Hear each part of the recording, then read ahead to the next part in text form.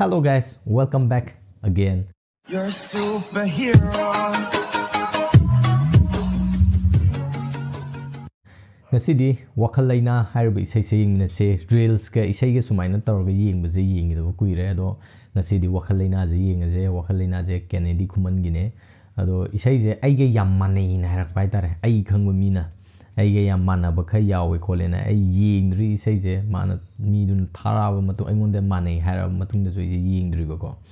ado changa yingase kamain tawge kari da manari no do puning nerse manadabra manabra do ai hajarag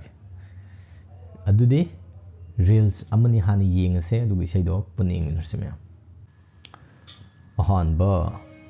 Wakhal Leina kok namba tinjang kaijang danaba wakhal nungaina leiba tai nangi wakhal khanjara awaba potha jabani nangbu nungsiba kari kai lamhen tu he leibada warak binaba kaya lei warak namdaba thamoina Wakhal Leina oi halli nungsiru bai leina ni layeng biba kari kai mayek sidang mali ko ay ahan mo ne ta de reels sing ahan mo ne ba nangbu nungsiba kari kai lamhen tu he leibada warak binaba kaya lei warak namdaba thamoina wakhal ne kidore yatra ado reels sidi ai reels ahum khaktane ado reels ahum do sida dum thohallamage aduga original isai du da mayam punna chatminarse Leina oi halli nungsiru bai leina ni layeng biba kari kai Wakhal Leina kok naba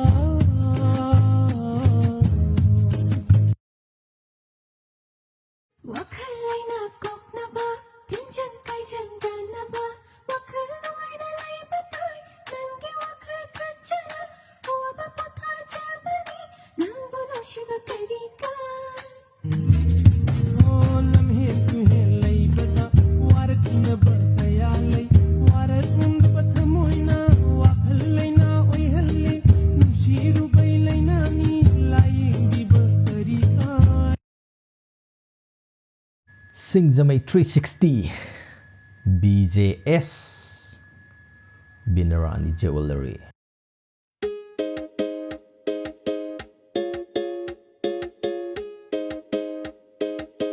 Pernalini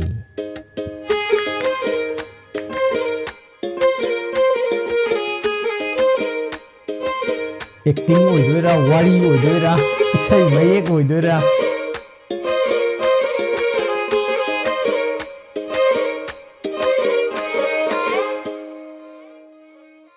Wakhal Leina kok namba tinjang kaijang danaba wakhal nungaina leiba tai nangi wakhal khanjara awaba potha jabani nangbu nungsiba kari kai lamhen tu he leibada warak binaba kaya lei warak namdaba thamoina Wakhal Leina oi halli nungsiru bai leina ni layeng biba kari kai Wakhal Leina kok naba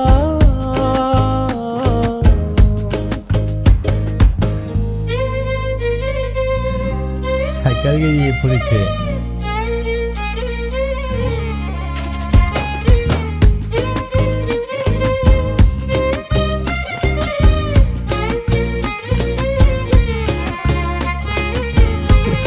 tinje paurau kaya saireng kaya isai kaya tadun lele hongamdaba wahai dusu isai duda thidun lele aina khanba wakhal dusu khanghanbado wai nangna kari khallibanu khanbadasu wai aina khanba wakhal dusu khanghanbado wai nangna kari khallibanu khanbadasu wai khalli kadai lade adum ta ya mayek se Wakhal Leina koknaba tinjang kaijang Furitsudu danaba fazaye. Yae, pame.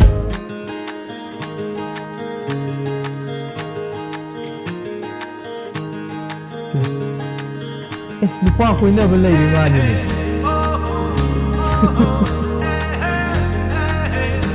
Loire.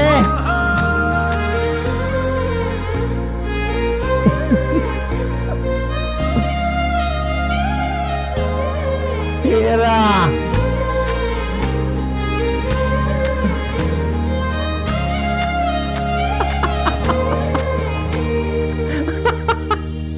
Irang se matam se Wakhal lo. Phate haina sonare Wakhal su phakchili Thamoina koirangi Irang se matam se Phate haina sonare Khongthang ama soi khegadra khanjanari ngai Nangsi migi oi khegadra Wakhal thamoi wai Khongthang ama soi khegadra khanjanari ngai Nangsi migi oi khegadra Wakhal thamoi wai Wakhal munna khallaga Phire bama lep laga Wakhal munna khallaga Phire bama lep laga Nangse ye oi jerege khanjari bani Nangse ye oi jerege khanjari bani Wakhal Leina koknaba tinjang kaijang danaba Wakhal nungaina laiba toy nangi wakhal kanjara awaba potha jabani nangbu nungsiba karika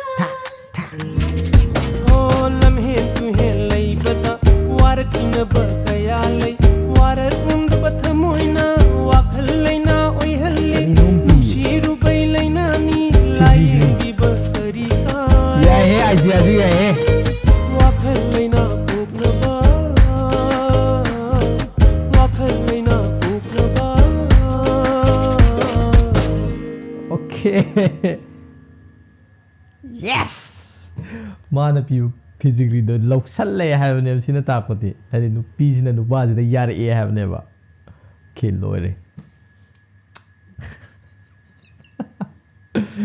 Mayam Nasagi Wakhal da nupa ama koinaba oibagi Wakhal khanba male asengdadi koinadaba jane do. Aingonda sije male harakoi maramje leire. Aingonda male harai sigi mayek siga ngasai nupa jina khalliba wakhal je ai ngasai aduga nupi je kaiguma nupa ama koinaba leitarasu nupa jina adum handabidaga leibaje sigumba jisu yes yam harogi amka yengse ma'am amka yeng kanjidana mayek su isai ju loi nungai ni khalle amka yengse isai mayek se ai yam manaba male ai wakhalonga ado amka sida tabadadi fazana khangani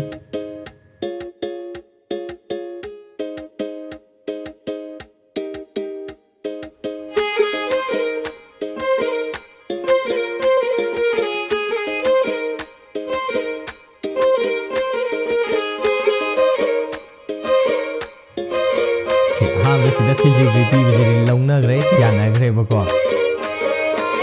ado ai chalugi ke Wakhal Leina koknaba tinjang kaijang danaba Wakhal nungaina leiba tai nangi wakhal khanjara awaba potha jabani nangi wakhal khanjaraga karikai awaba potha jabani nangi siba karikai here je warakinaba kaya lai waraknamdaba thamoina Wakhal Leina oi halli nungsiru bai leina ni layengbiba karikai Wakhal Leina koknaba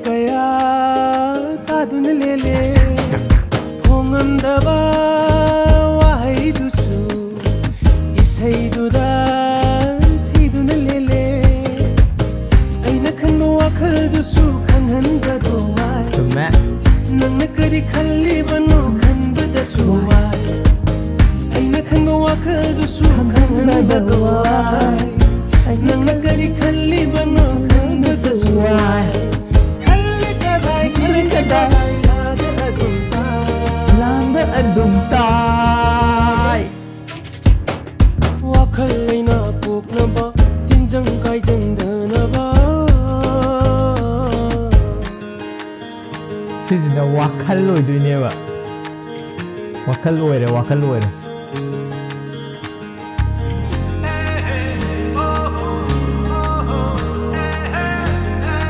nupa khangnaba leiramadi gaina khanuduneba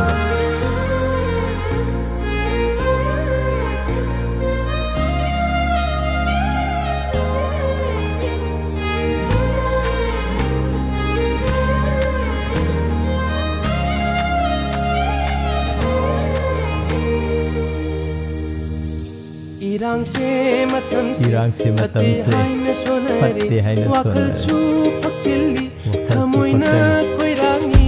irang se matam se fatte haina sonare khongthang ma soi khe gadra khanjanari ngai nangsimi gi oi khe gadra wakhal thamoi wai Chome khongthang ma soi khe gadra Khanjanari ngai. nangsimi gi oi khe gadra wakhal thamoi wai Wakan munna khallaga phire bama lep laga wakan munna khallaga phire bama lep laga nan se ye oi derege khanjari bani nan se ye oi derege khanjari bani Wakhal Leina Nupina khume tinjang tajang danaba danaba. Wakhal nungaina laibatoy Nangi wakhal kachara Awaba potha jabani Nangbu nungshiba kari Okay yay o lam he tu he lai bada warakina ba kaya lai warakund bathamoina wakhal leina oi halli nungshiru bai leina Phijigri ni lausalai. bi ba kari kai